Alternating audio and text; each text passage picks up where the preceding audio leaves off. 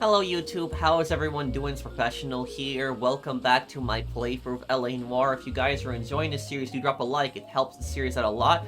And on today's part, we're going to be doing the final case. This is the ending, the very final case of the game. Had a lot of fun on this playthrough. For people wondering, I still will do the street crime playthrough, but the street crime video, I'll probably just have that in 2 weeks because I'm just visiting family right now, and I have my police officer's costume back at my apartment. I wanted to wear that one for the street crime video. I thought that would be kind of funny. But anyways, let's continue off here. Good morning, Doctor. And a good morning to you too, Elsa. You look radiant. Thank you, Doctor. We haven't been seeing much of you lately, Elsa. You've been missing appointments. I'm sorry, Doctor. I've been feeling much better. That's very good to hear. And what has brought about this improvement? It's the new man in my life. He's convinced me to fight my addiction. Ah, the policeman from the newspapers. How has he coped with his fall from grace? He can finally see things from a human perspective, rather than the ivory tower he created for himself. It's making him stronger. It's making me stronger helping him. You wouldn't make a bad analyst yourself, Elsa. Should we swap seats? We're both finding we have a lot to live up to. And what is that? In my case, Lou. He went through hell along with me and still came out smiling. In Cole's case, his friend, Jack Kelso. Kelso? You've heard of him? No, Just move I my just camera like so the you can sound see of his Fontaine's name. reaction. Cole and Jack are working on a case together. Is Jack a policeman too? No, he works for the district attorney. What? He's a special investigator. I thought you didn't know him. I have never met the gentleman in question. He has been looking into Look this how case. nervous Fontaine is Thinks it might getting. be linked to some fires he's investigating. You look pale, Doctor. It's cold in here, Elsa. I think I'll close the window.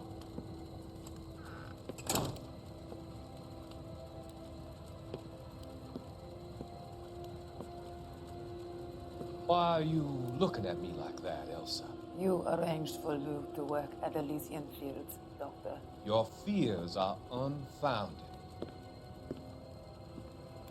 I meet many people in my line of work. There are many ways that people can be helped. Finding them work is just one of them. I don't believe you, Doctor. I've seen you with Monroe at the club. I'm sorry that you have come to that conclusion, Elsa. She did a really stupid thing going there by herself. That was really stupid. I've always so enjoyed our conversation. I can see your future, Elsa. And Cole, the policeman. And Jack, the investigator. It's an unfortunate and grisly end.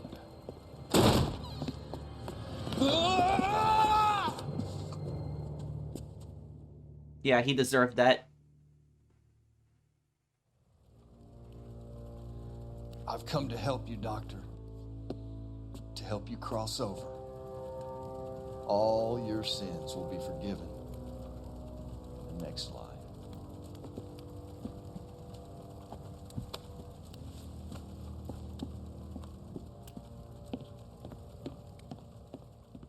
The ironic thing about Fontaine's death is he created a monster that he himself could not control, and he got killed by that monster in the end.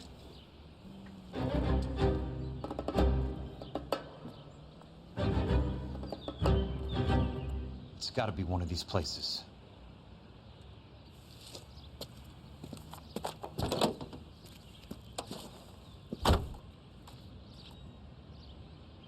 The arsonist's a bug sprayer. He must have worked at one of these joints.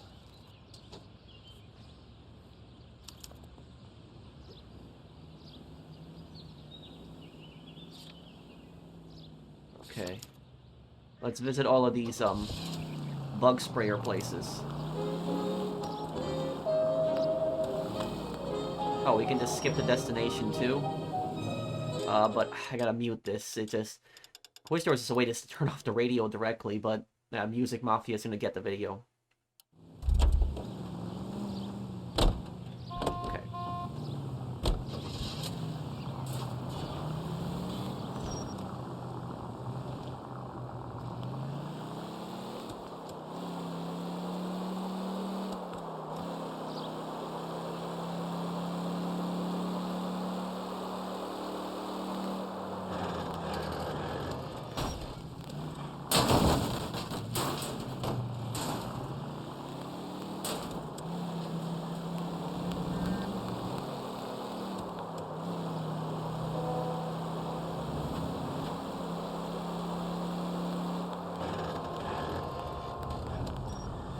At least the place is pretty close by.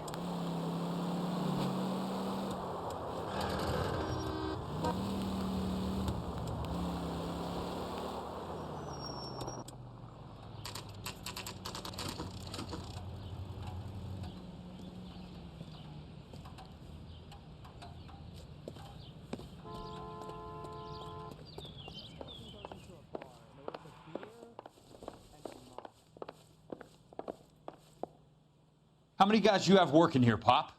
Who's asking, son? It could be official or unofficial. Depends on how you want to play it. You should get to a hospital, son. That arm of yours appears to be letting in daylight. Save the pity for the other guys. They're the ones who need it. I'm looking for a big cowboy who works pest control. Does he work here? We don't have anyone like that here. You sure? I'm not the type of guy you want coming back. Yeah, I'm sure. See if there's any clue stuff here.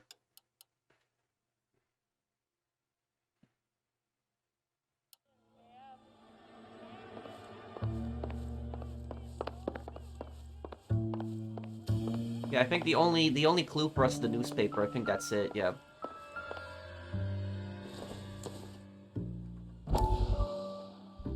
Peterson pledges to clean the city up.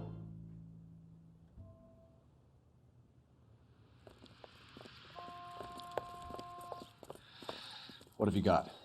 Looks like a drug overdose. Get away from him, Phelps. This is my case. Shut your fucking mouth.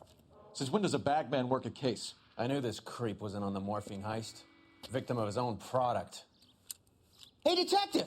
Can we back it off a notch? This is getting out of hand. A time to talk and a time to shut up. Now is the time to be quiet, son. Courtney Sheldon was a corpsman, Roy. He served his country. He went out with a medical kit and an Army 45 into places that made the Valley of Death look like a picnic. He was either naive enough or dumb enough to get involved in the Suburban Redevelopment Fund, along with the mayor, the DA, Monroe, and a certain crooked cop. He was involved in the morphine heist, but he has a puncture wound in his jugular, which makes this a murder case. He was a better man than you'll ever know. You say one more word about him and I will blow your fucking head off! You finally lost it, partner. That's some amazing acting. Why Sheldon's dead. And I know about Monroe. Your vast, corrupt future is draining away as we speak.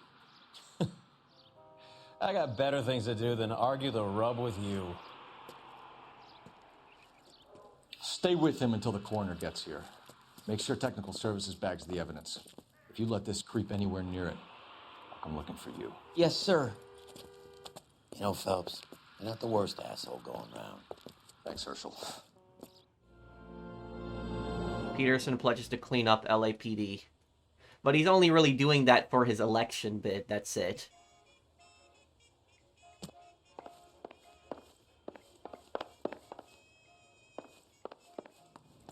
Help you? Stone Cold dead in the market. Okay, let's go to the second location then.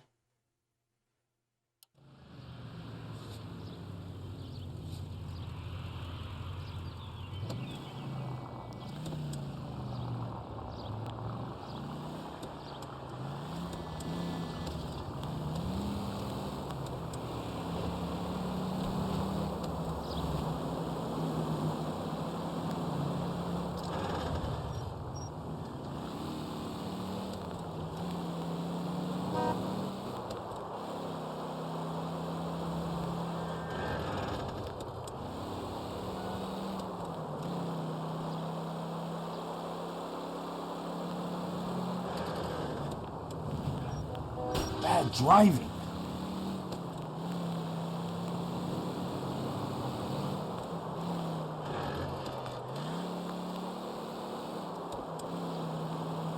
Okay, second exterminator location.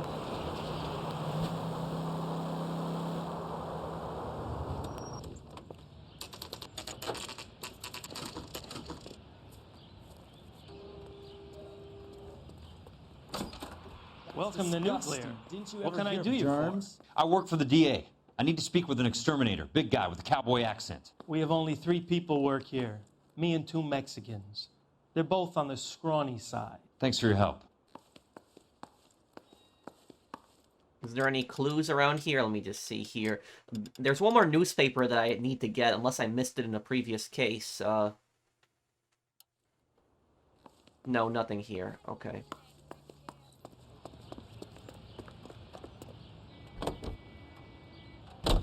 By Miss Evelyn Knight.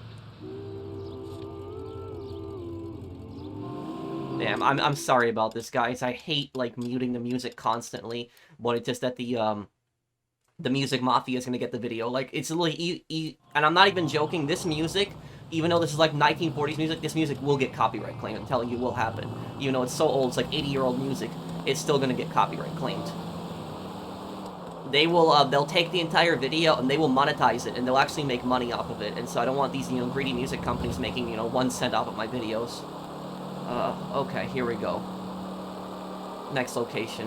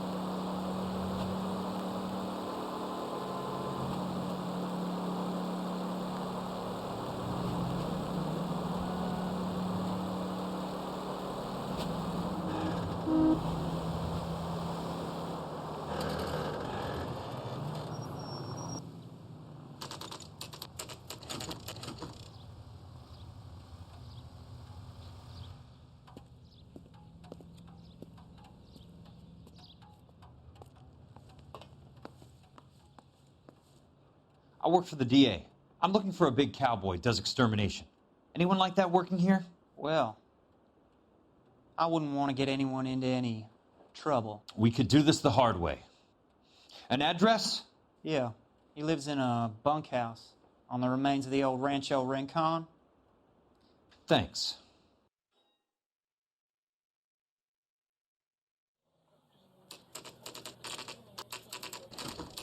Yesterday, Dr. Fontaine's surgery.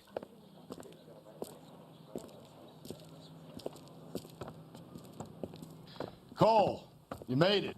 What's this got to do with me, Rusty? Dr. Fontaine, prominent shrink, dead in his patient's room. Spine snapped like a twig. The suspect is one of his mental patients. I've met Fontaine. His last patient was Elsa Lichtman, Cole. She's missing. Nurse said that she saw some big Boris Karloff type carry her out of here. The best thing that you can do to help me, Rusty, is let me take a look around. Sure thing, Cole. This way. Also, the reason that Rusty is doesn't care about Cole cheating on his wife is because he told Cole numerous times that, oh, like, I think he's had like 6 or 7 divorces. So he's probably cheated on his wife multiple times.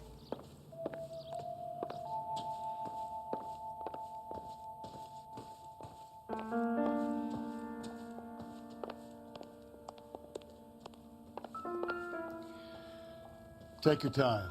I'll give you and the doctor some privacy.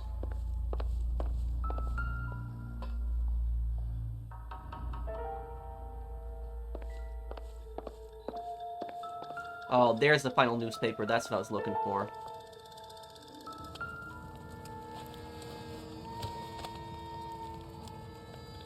Destroyed by a monster of your own creation, Dr. Fontaine. I've heard that story somewhere before.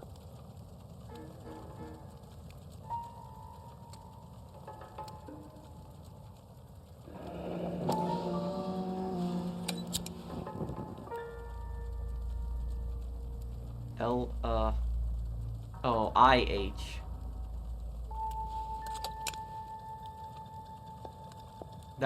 I think that's what he was using to cause a lot of the fires.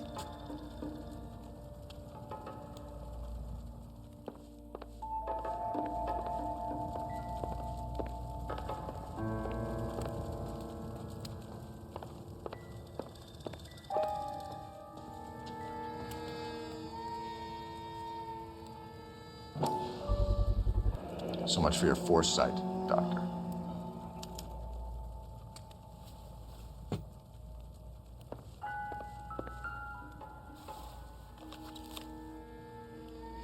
Leland, listed below the properties you wanted accounted for. My associate has visited each and made a thorough survey, and from what he tells me, gathered these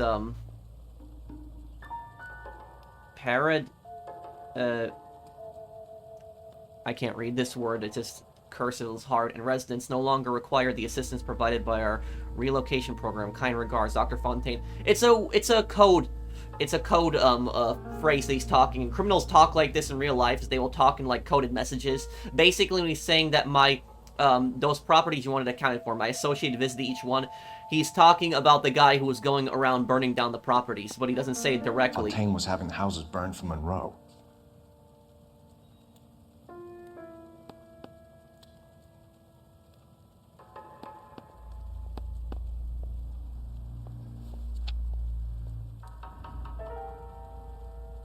Elysian Fields.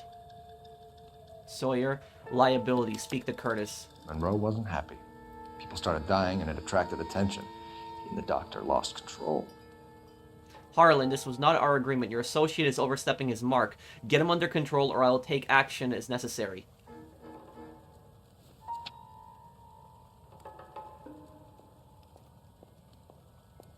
Let me just move my camera over here so you guys can read everything. Date, August 15, 1947. Status of subject, treatment and observation ongoing. Personal history. The subject was born into an Oklahoman sharecropping family. Failed harvests during the Dust Bowls of the 1930s led to the family being evicted, and they undertook the journey west to California. The subject's mother and younger brother both died of starvation while on the road. So he's had a traumatic childhood as well. But the thing about this, for people who don't know what sharecropping is, sharecropping was kind of, it was basically like a form of program where people would come work on the farm and they would have a small part of the farm to themselves for their own crops, but they got minimal. Like the sharecropping was a scam. Pretty much, is that the really rich farmers, like the farmers on like really big plantations, this happened after the Civil War, is sharecropping became big in the southern states, and they were ripping people off. So a lot of African Americans ended up working as sharecroppers after the Civil War, and they were being scammed. They were being ripped off. A lot of poor people had worked as sharecroppers. They worked a lot on these plantations. They worked a lot, and they barely got anything. Like the amount of crops that they actually got in return for their work, it was just not worth it. So sharecropping, this doesn't happen anymore really, but it was when this was happening, this was pretty much a scam, as the large plantation owners were just ripping off like the poor that were working as sharecroppers. So that's why when they say he got evicted, they probably didn't even have enough money to pay the bills. And also the sharecroppers, they lived on the plantation as well. They probably paid rent to the plantation owner, which is actually probably how he got evicted, is that he probably didn't have enough money to pay the bills. The subject's father found work as a stuntman in a low-budget cowboy films. The subject was urged to pursue the same career, but a naturally reserved disposition and physical awkwardness made this difficult. The subject trained as a gas fitter and showed some mechanical aptitude, but was drafted into the Marines at the outbreak of the war. He served as something's cut off here, until an incident. The subject's father died November 1945. The subject returned from service to live alone on the property father and son once shared. Nature of disorder. When referred to this position, the subject was suffering from an acute case of battle fatigue, manifested in sensory flashbacks, disturbed attention, and sleep disturbance. This is PTSD, post-traumatic stress disorder. The subject described symptoms such as vision impairment, headache,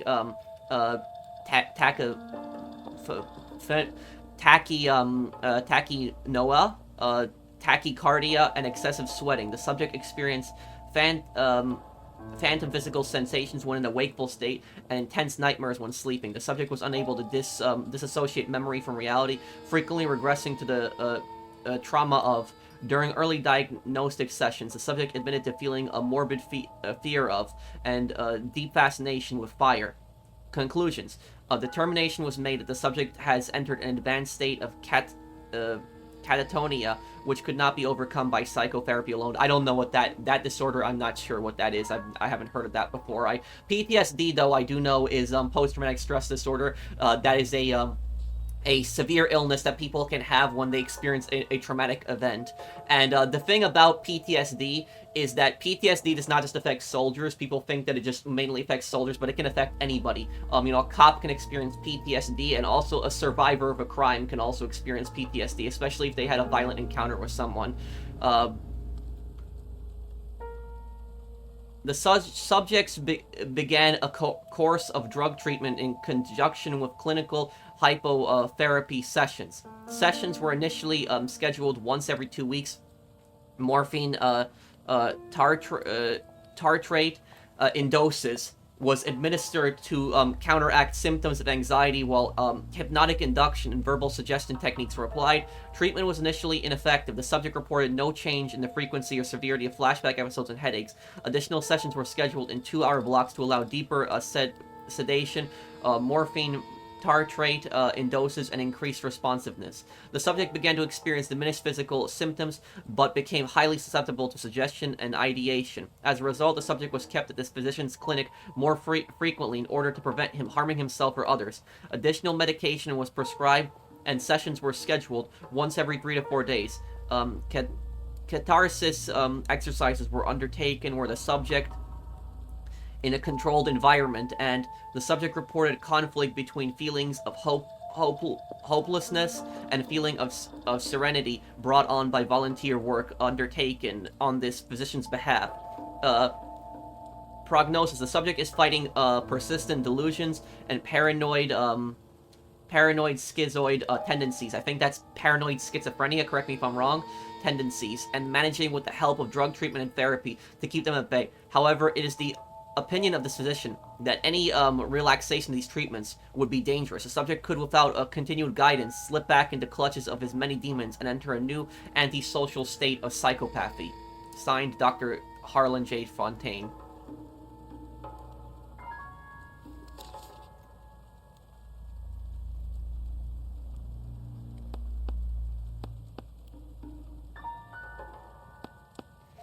And remember, that's the Sawyer family,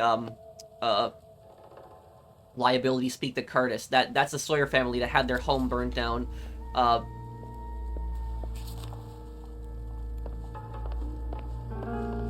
trying to remember if the Sawyers were the ones who died in the fire. Let me just look that up.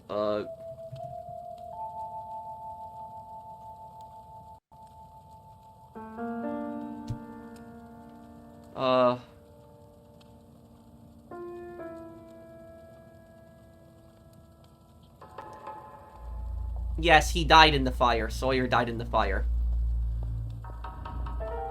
Okay.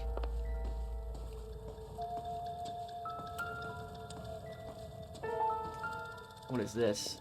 Good doctor has been marking this map.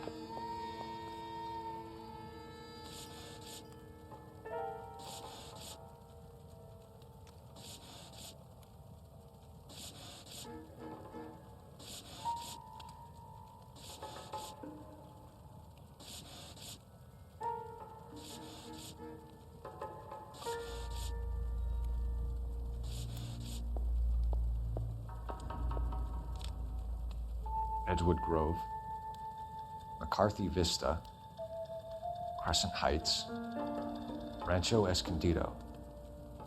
Do those names mean anything to you, Herschel? Yeah. How come?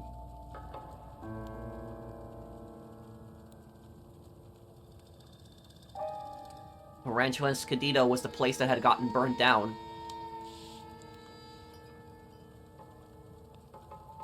Los Angeles map.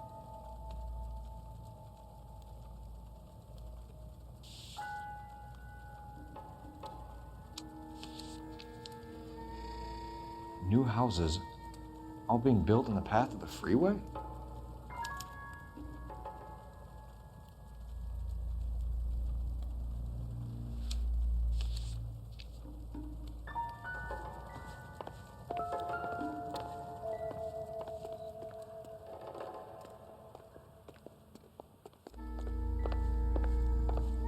This is the final newspaper. The face of progress is mayor of developer Leland Monroe. That goddamn pet lunatic of yours is burning down our houses. Keep your voice down, Leland. Control is of the essence. Keep your voice down? You know how much these sons of bitches charge for lunch? Fuck them! Leland, we will not solve our problems by announcing them to the general public. We only speed ourselves on our way to the gallows. He's your imbecile, Harlan. Get him under control or get rid of him. Speaking of which, I've had to dispose of our young medical student. What? You certainly are a cold character, Harlan. He has a friend called Kelso who knows all about the development on Normandy Avenue. I know about Kelso. And you thought it unimportant to inform me. I thought I could take care of it. Have you? No, I haven't. Kelso works for Benson. Is he reliable? No, he's totally unreliable. But he has so many pernicious habits, he's got nowhere to run. Can you take care of Kelso? Don't push me, Harlan. Get rid of the fruitcake. No longer necessary. I'll take care of Jack Kelso.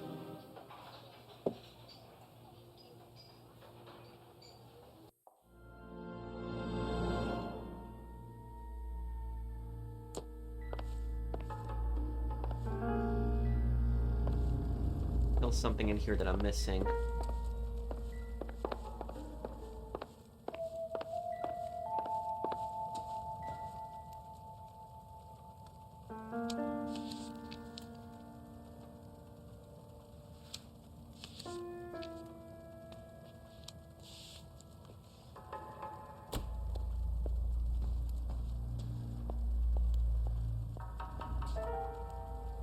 New freeway.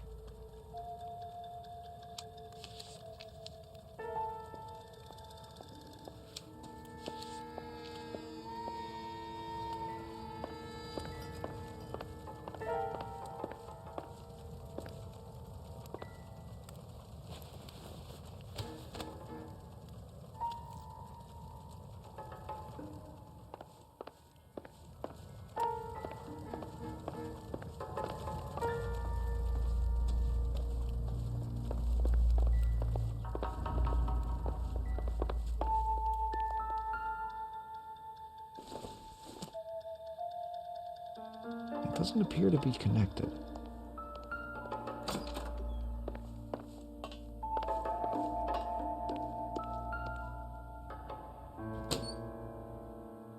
Oh, look at what we got here. Morphine. Looks like Fontaine has finally dispensed his last treatment.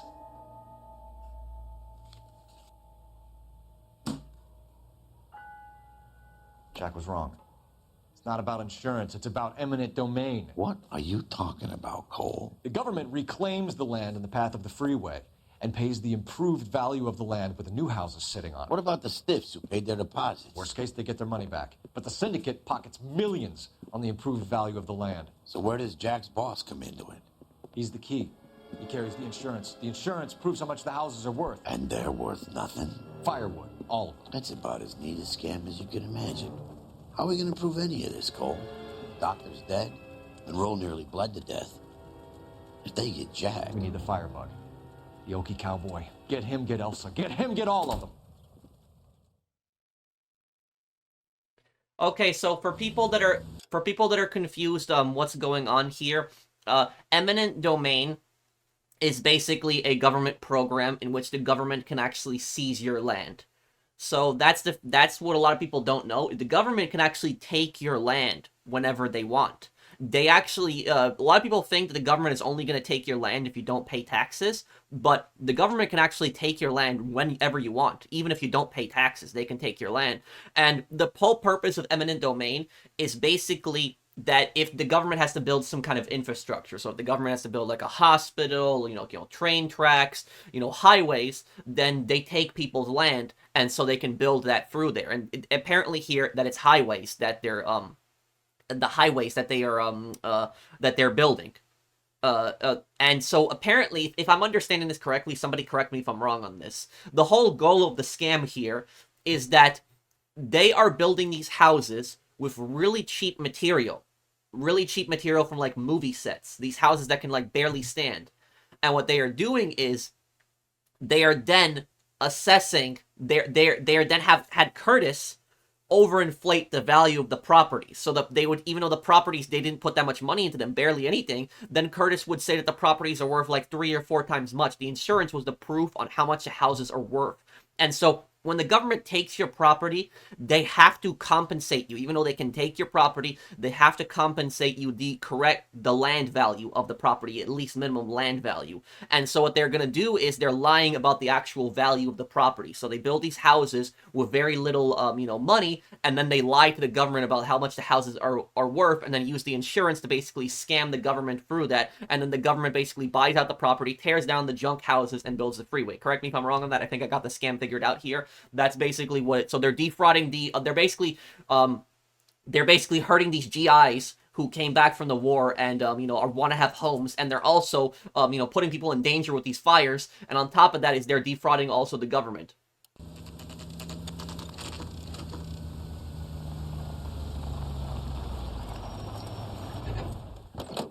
Also, another thing that I'll say about eminent domain is that even though eminent domain is supposed to be used to build infrastructure, eminent domain is actually abused a lot of times by giant corporations.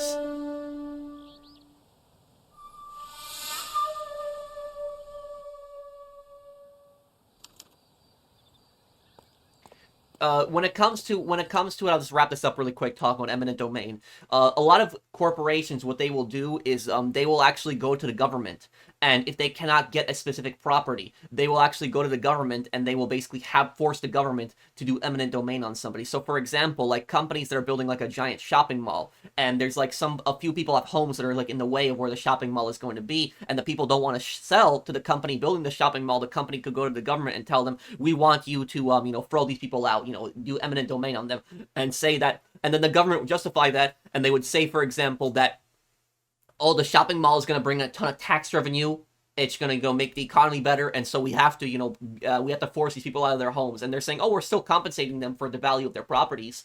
But no, that's BS, because here's the thing, is the shopping mall is going to be worth a lot more money, and so these people are not going to get a fair deal for it. The amount of money that they're going to make on their land versus actually paying for their land, the companies are going to scam the people. I actually saw a video once about this woman. I don't remember the state that she was in, but basically she had her entire house taken away from her and destroyed. So like the government paid her, I think it was like fair value of the house, whatever it was, and they destroyed it. And the reason they destroyed her house was because they claimed that there was going to be some like giant parking lot that was going to be built there, and and the government even said that the parking lot is going to bring in a ton of tax revenue because people are going to pay for parking in the lot. And what ended up happening is the parking lot never got built. Nothing ever happened, and so she basically lost her home for nothing.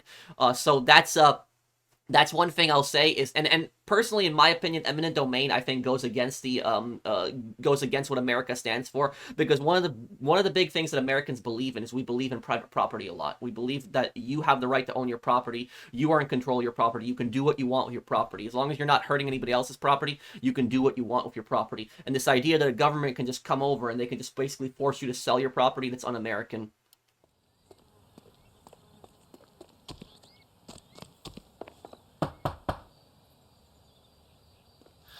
Guess nobody's home.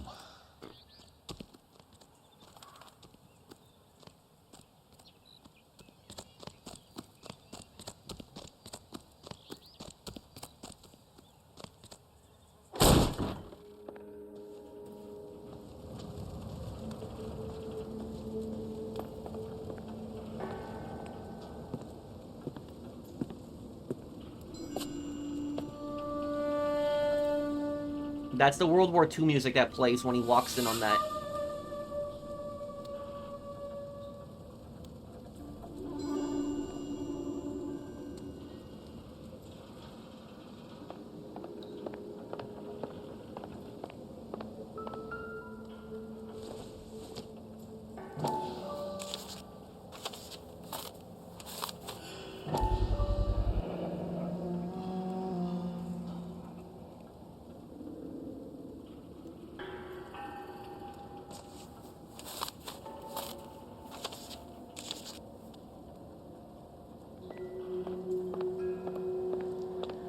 Quite a flock you got here, kid. River tunnels. The river tunnels. This guy's a tunnel rat.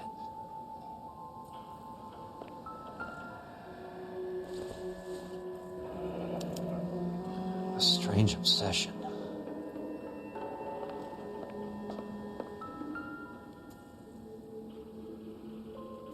I know those faces. Jesus Christ, I know every one of them.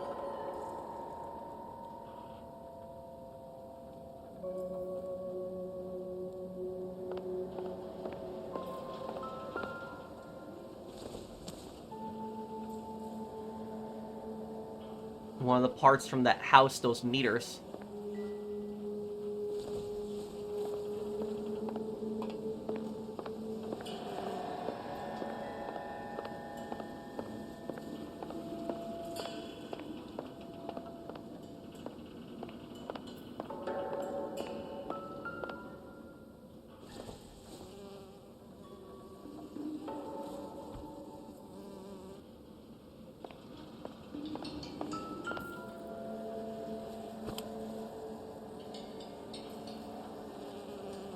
It's a World War II Thompson. How you can tell it's the later version of the Thompson is because it has the bolt on the right side. The early versions of the Thompson, the bolt was actually in the top.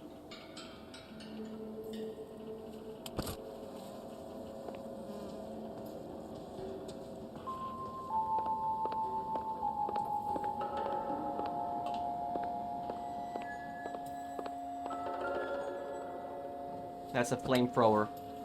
Most guys bring home a 45 or an M1. This is pretty extreme. M1 Garand or a 1911, what he's saying. Oh my God, Ira. You poor backwards son of a bitch.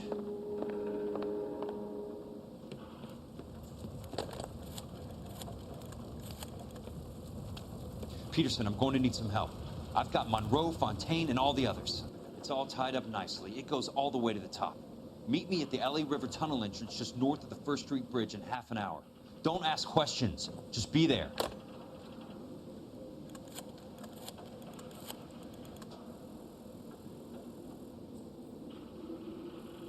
This is DA's investigator Jack Kelso. I have an urgent radio message for Detective Cole Phelps.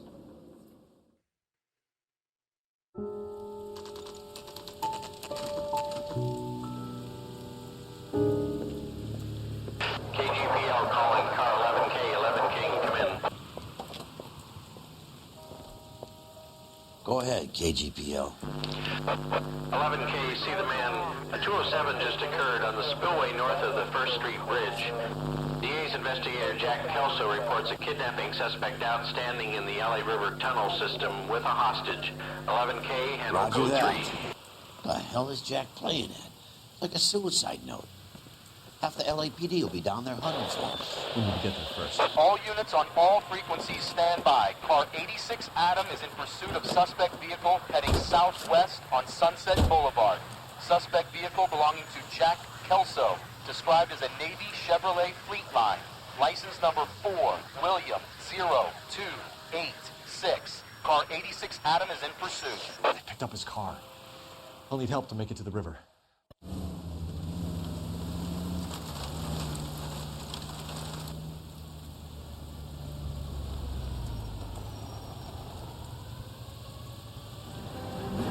That's Kelso's car.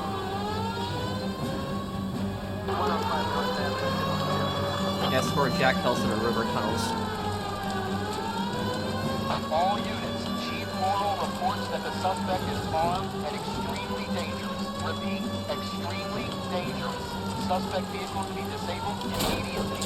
If necessary, use of deadly force is authorized. Unit suspect vehicle headed west on 5th Street. Repeat, the Chevy Fleetline Navy Blue. Westbound on 5th Street. Jesus Christ. How many cops do these guys own? All units, we have a new suspect vehicle. Shop number 13516. Repeating, shop 13516 is a second suspect vehicle, described as a green Hudson Commodore, license 3 Sam 0102. Reported to be aiding suspect Jack Kelso. Use caution and continue pursuit.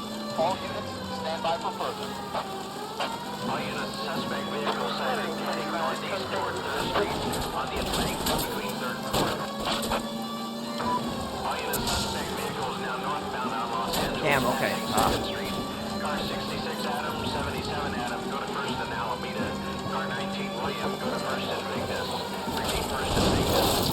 Units to handle identify code 3. All units, further to the second suspect vehicle, shop 13516, Chief Worrell has authorized the use of deadly force. Repeat, use of deadly force is authorized in disabling both suspect vehicles.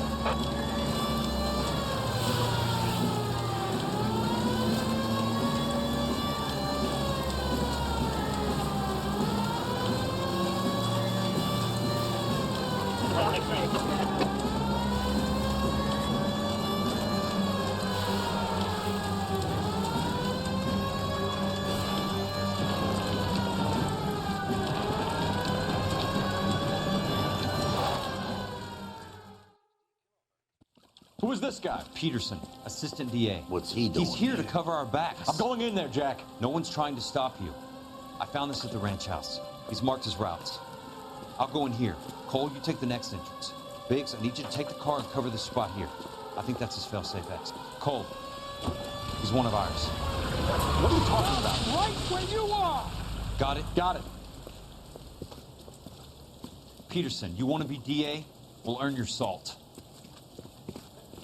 So, Kelso is your boy, Peterson? You working with Phelps?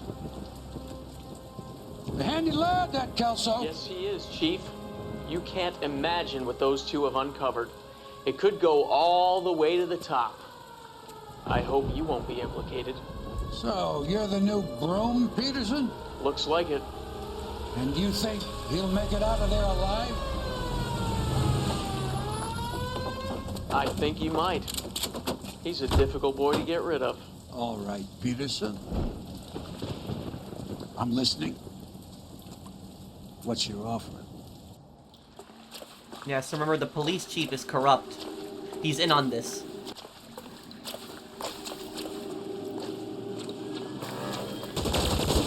Monroe's guys are here.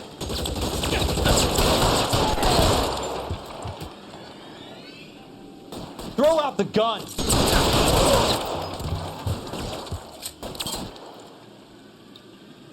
You're fucking toast!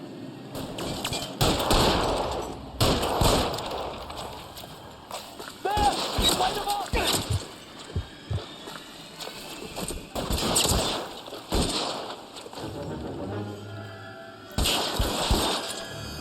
I got you now, motherfucker!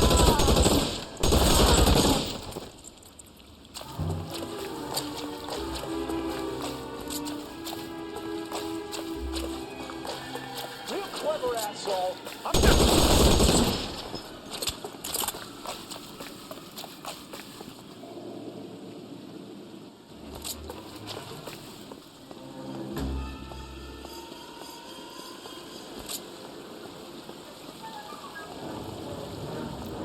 Which way to go?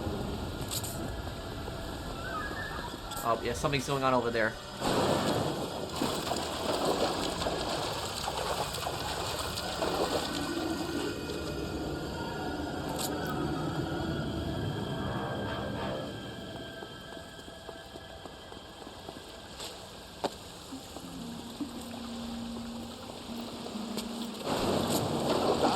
You want me? You got it.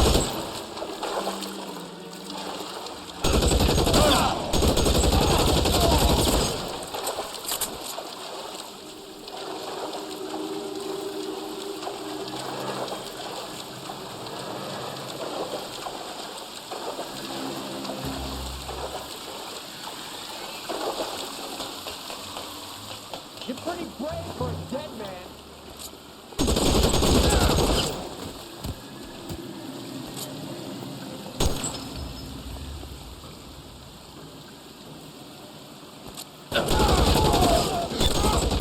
Running low.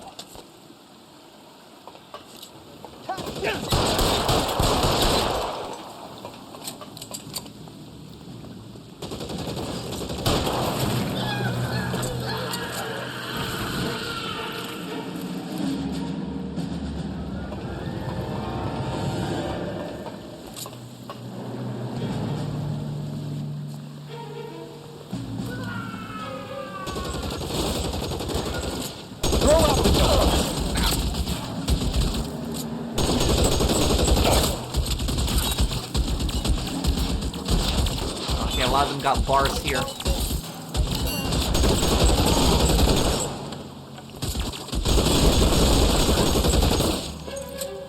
Christ. Just missed. Almost out. Need a new weapon.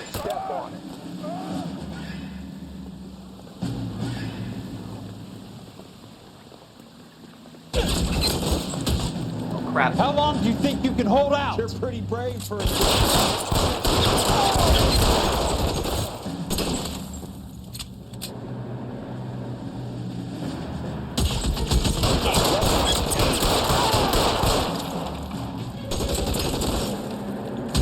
You're surrounded and your buddies are dead. See if I can't put one between you.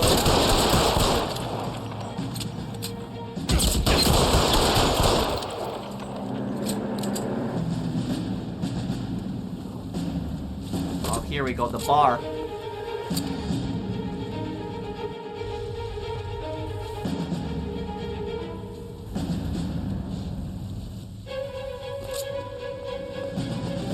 Flamethrower.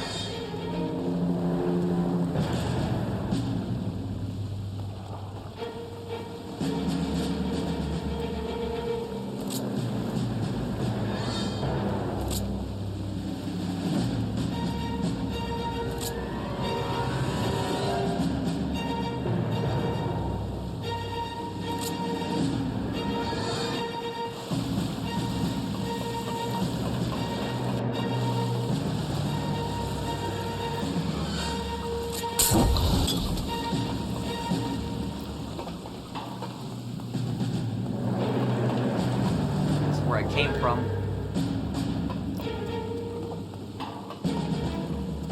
It doesn't, and I like how the game doesn't tell you what direction you're supposed to go in because you don't know where the guy is.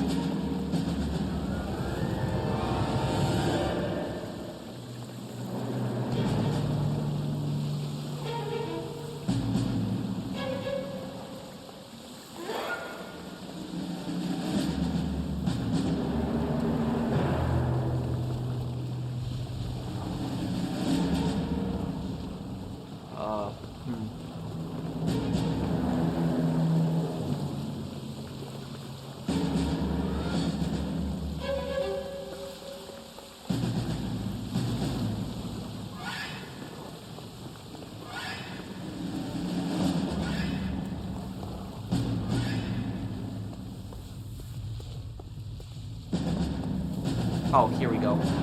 I missed this. Okay.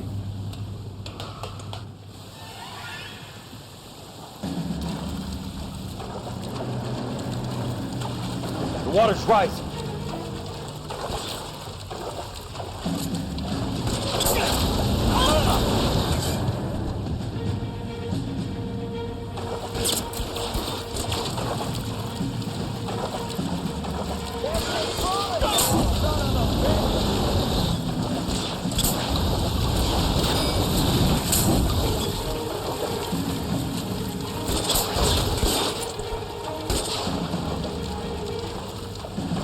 An inch to the left and you would have had me, boys.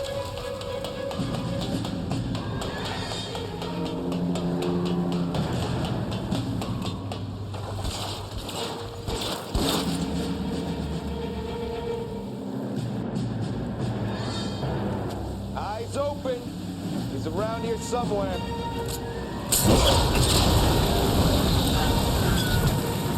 Keep on going, Jack.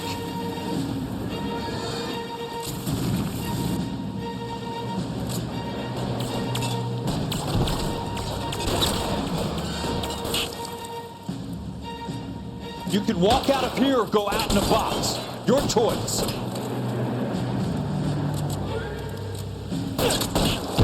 Got your name on it.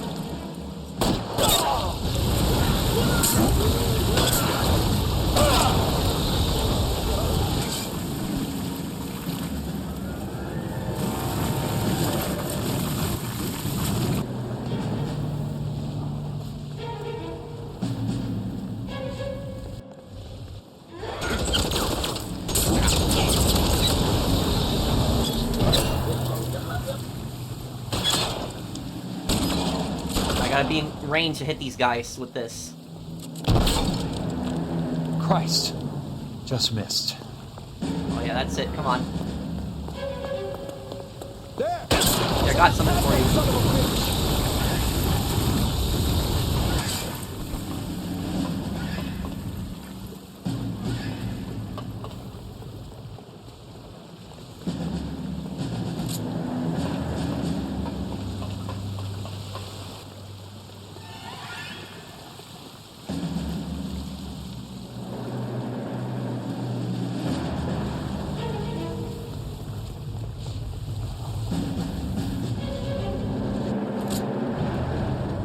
Where do I go from here?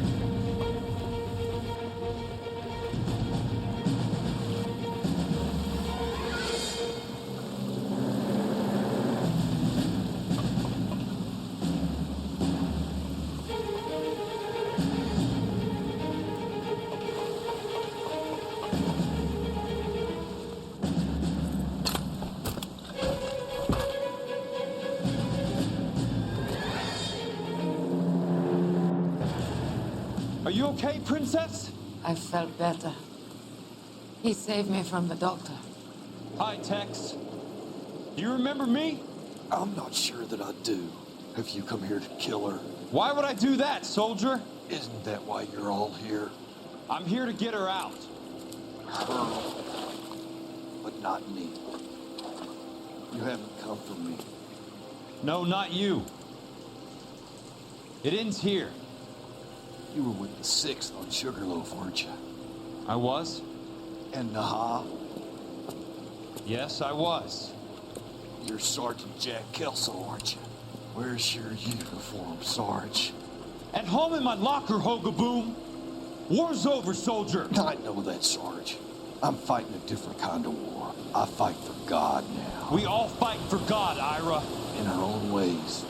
Not everyone knows it. Elsa! Are you all right? Get away from her! It's all right, Cole. He doesn't want to hurt her.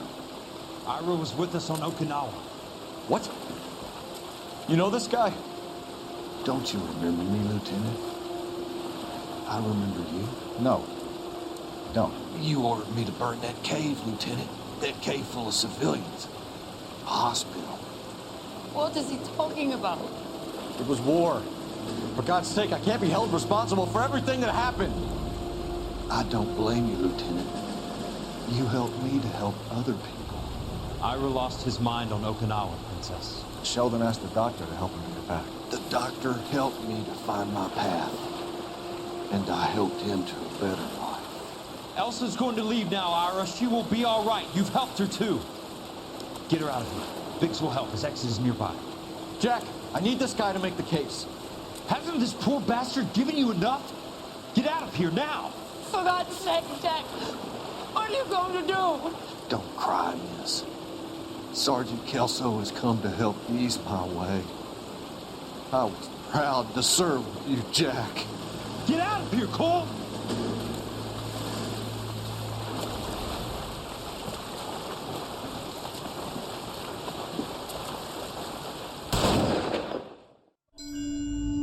This shows you why he went insane, this scene.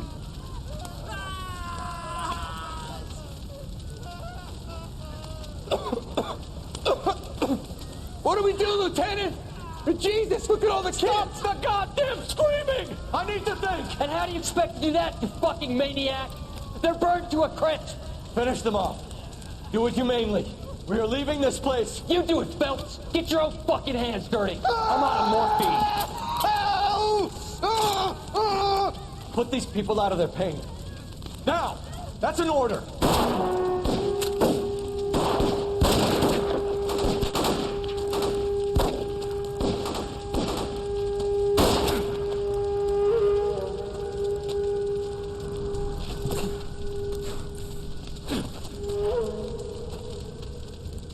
Everyone out of here now.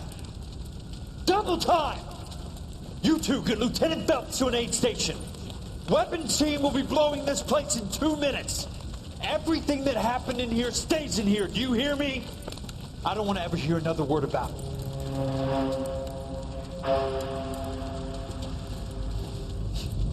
So for people that didn't see what happened there is Courtney shot Cole, and basically And Cole never held it against Courtney, also, for what happened. He realized that he was wrong.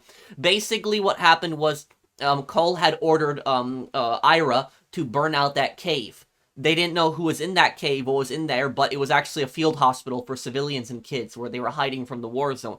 Because Okinawa was part of Japan itself. Okinawa was the first time that the U.S. had actually touched Japanese territory during the war, when they invaded Japanese territory. And there was a lot of civilians in Okinawa. A lot of civilians had died during that battle. And the Okinawans, a lot of them did not regard themselves as Japanese. And the Japanese also, what they did was they used the Okinawan people as shields a lot of times. Is they would throw Okinawan civilians at the U.S., make them run towards them, and they would just get caught in the crossfires. Situations like this happen, but it was Cole saying that it's a war and that he can't be blamed for everything that had happened, but he didn't know exactly who was in the cave. If they had, like, suspicions that if they had some evidence that it was being used for military purposes, then maybe. But there was really no evidence that the cave was being used for military purposes. They didn't know what was going on in there. And Cole had basically just ordered Ira just to charge up there and had burned this entire cave, and they ended up murdering a bunch of civilians. And at that point, there's nothing really more that they could have done. That they were just there. Those civilians were all going to die. They were just all burned from the flamethrower. And that's why Ira basically had such trauma, because he ended up killing a bunch of kids. He ended up burning a bunch of kids to death. And so then in his twisted mind, he developed this whole, like, view that he was helping people get to heaven and he was helping them to ease their pain and all this. He basically went insane from this whole thing. And what Kelso did, was Kelso right to kill Ira? Yeah, he was right to kill Ira. Maybe Ira could have made the case against Monroe. Maybe that's the one good thing that could have come out of this.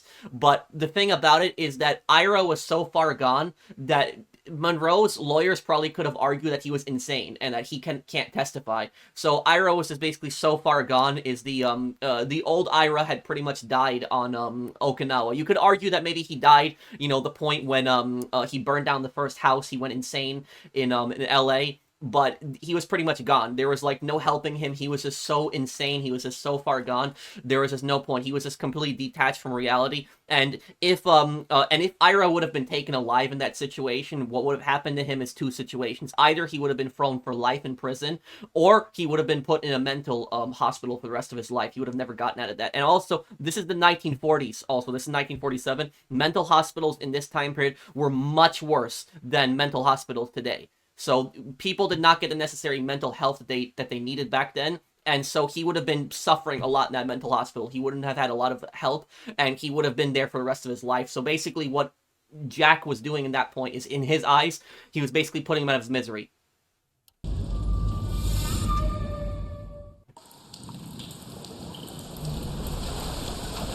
Killed that man!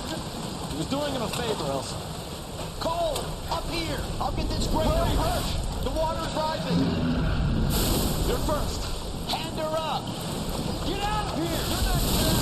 I'm not arguing. You're wounded, Jack! Let me help. What are you waiting for? Jump, Cole! Jump for it!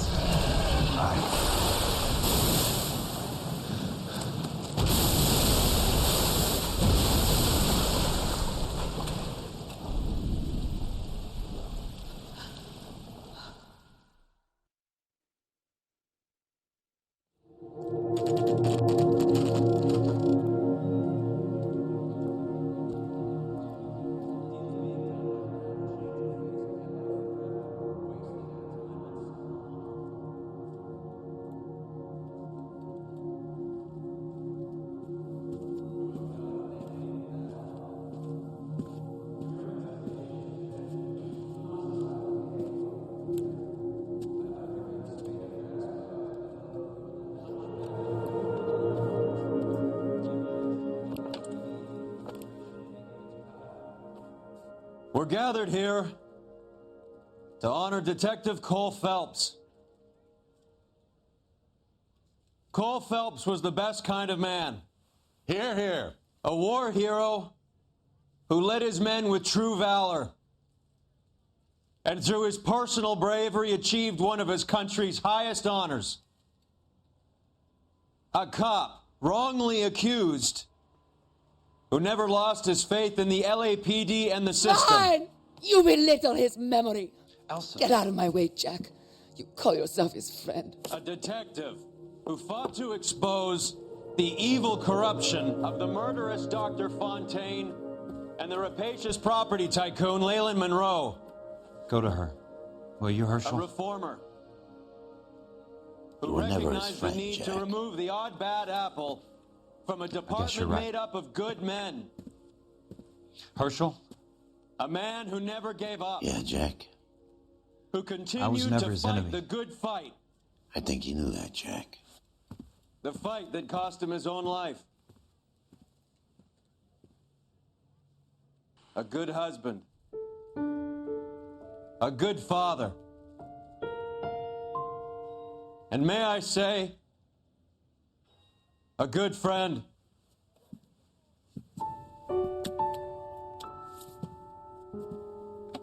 You see, that's that prosecutor there. He just cared about his election. That was his primarily it. He wanted to go after, Monroe just primarily for his election. You saw he's shaking Roy's hand there. That was Kelso's boss.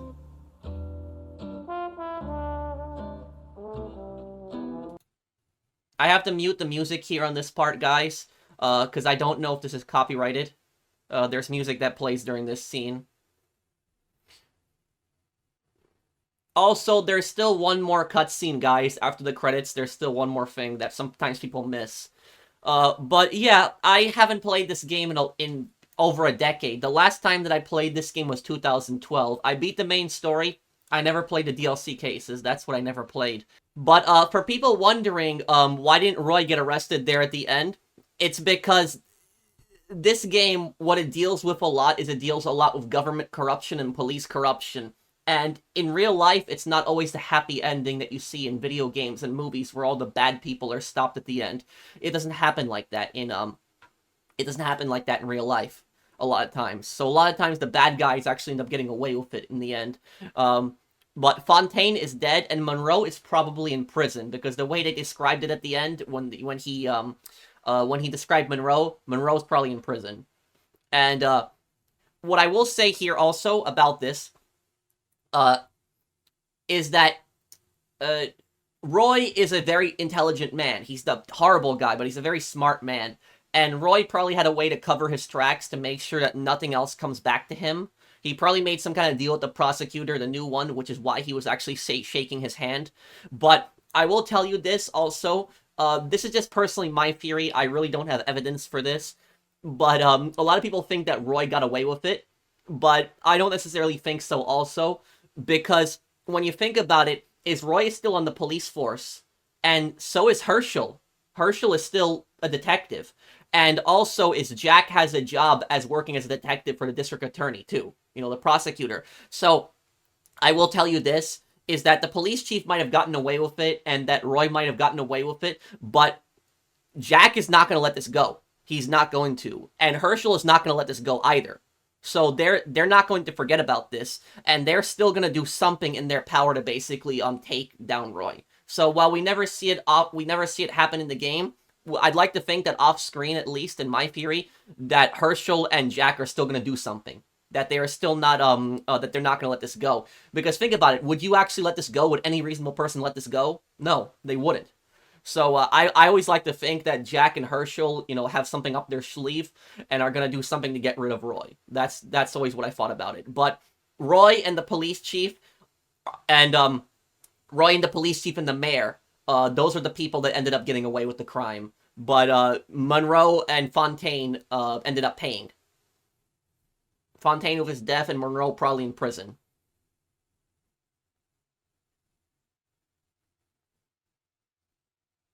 But this was a great game. I really did enjoy it. I had a lot of fun with it. I think the best part of LA Noire, the best part of this game, is trying to figure out whether people are lying.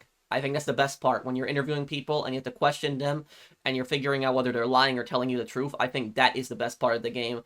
But the one thing I will say, the only thing I didn't like about LA Noire, the only thing I didn't enjoy about it was that in LA Noire, like I said, is that sometimes you have like a list of locations that you have to go to, and if you don't go in the right order, you will miss evidence, you will miss questions, you will miss cutscenes. You have to talk to your partner to tell you which area to go to next. But that's the one thing I don't like, is that you have a specific order to go in, and if you go in the wrong place, you mess up the order.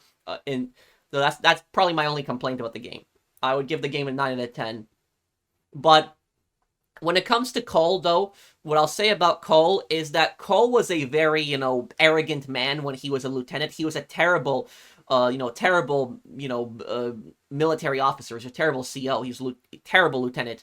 Very arrogant, very selfish. It's just about himself, his career. He doesn't start really caring about the lives of his men until, like, just the experiences that he went through. And I guess maybe one of the reasons that he ended up becoming a cop is because he sought redemption for, his mistakes during the war. But if you see at the very end there, is that Cole knew that he was going to die at the very end there. Like, when he was lifting up Jack's, leg to help him over the gate, he knew he was going to die there, because Jack would have helped Cole up. He would have done it. But if he had done that, Jack would have died. And I don't think that the amount of guilt that Cole felt during the war, he would not have been able to live with that guilt. And so he chose to sacrifice himself at the end to save Jack's life. So it was he did the ultimate thing. He learned the ultimate lesson about sacrifice at the very end. That was pretty much the moral at the end there of Cole. As for him cheating with Elsa, it's never fully explained, but a lot of people believe that the reason he cheated with Elsa was because she could relate to him more, the horrible things that he went through during the war.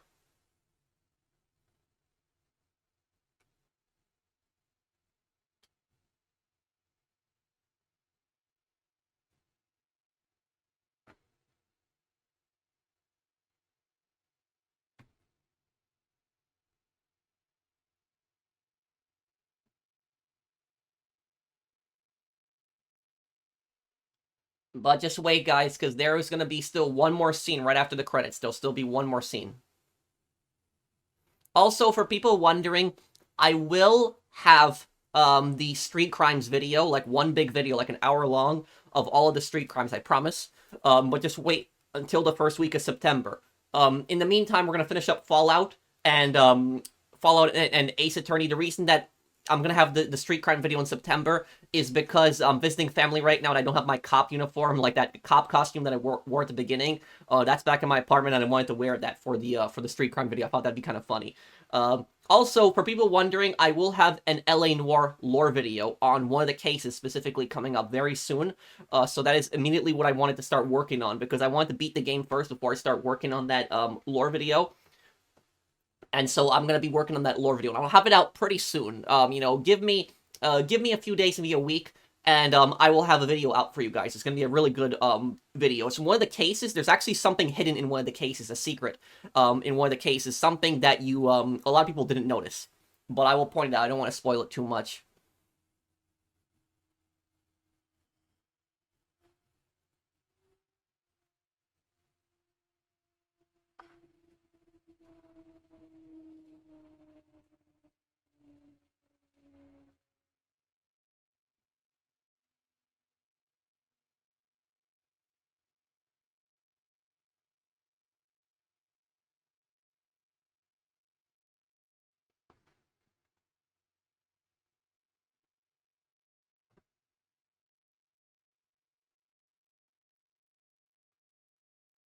A lot of people made this game. Wonder if they will ever make an LA Noire 2.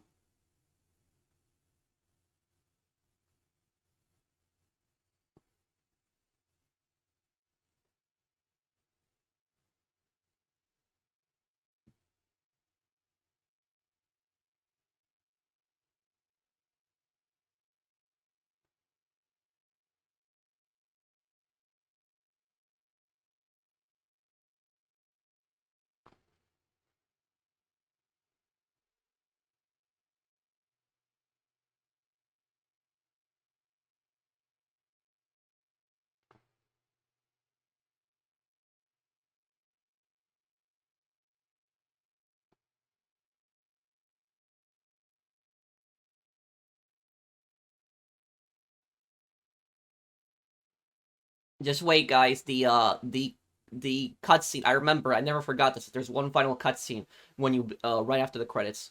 Should appear any moment here now.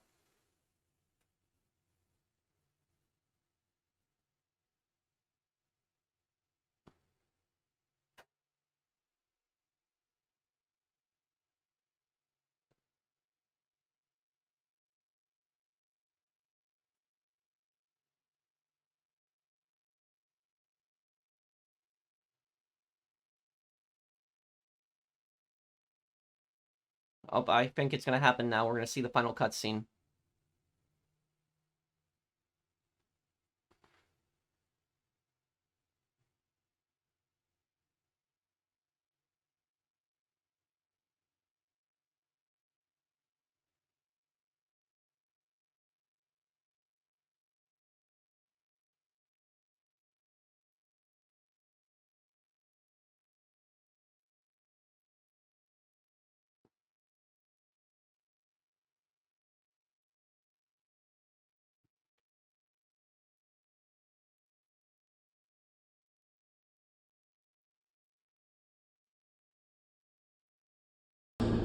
Here it is. Here's the final cutscene.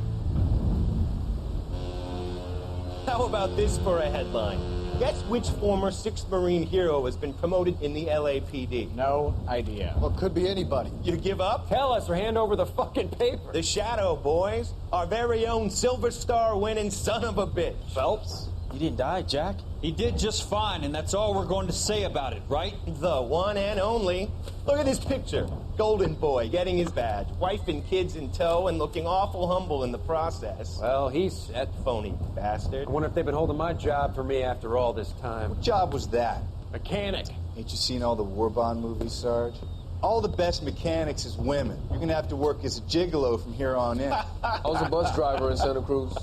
No pictures in the papers or medals for me, though. Can't believe I just went through Peleliu and Okinawa just to go back to being a washing machine mechanic. How is it that jerks like Phelps get it all? It doesn't have to be that way, guys. What are you talking about? It's always gonna be that way. Do you have any idea what you guys are sitting on? Yeah, a ship full of Army surplus. You're sitting on surplus morphine. 2 tons of it. Can you imagine what that's worth on the streets? Hundreds of thousands of dollars. You're shitting me. I'm not. You're talking about stealing it? Keep your voice down. Do you want to have us all thrown in the brig? God damn it, Sheldon. You want to go into the dope business? No. I want to be in the peace dividend business. What is that supposed to mean? It means I want the guys who fought for a better future to get some share of it. You interested, Jack? Come on, Top. We could all get out from under. Oh, it's the chance of our lives. It's everyone or no one, boys. I'm not having a bar of it, Courtney. You may be the bravest person I have ever met, but I swear to God, trouble follows you around like a pet fucking dog. I thought you wanted to try for medical school. So what do you want, Jack? What's the future got in store for you? You guys were all heroes in the war. Every single one of you. Even if your next door neighbor or your wife never know it and don't give a rat's ass. Fuck Phelps and medals and citations and parades. Fuck the public who are bored with returning GIs. I have nothing but respect for what you guys and the rest of the 6th have done. You go through with this, and you'll be nothing to me.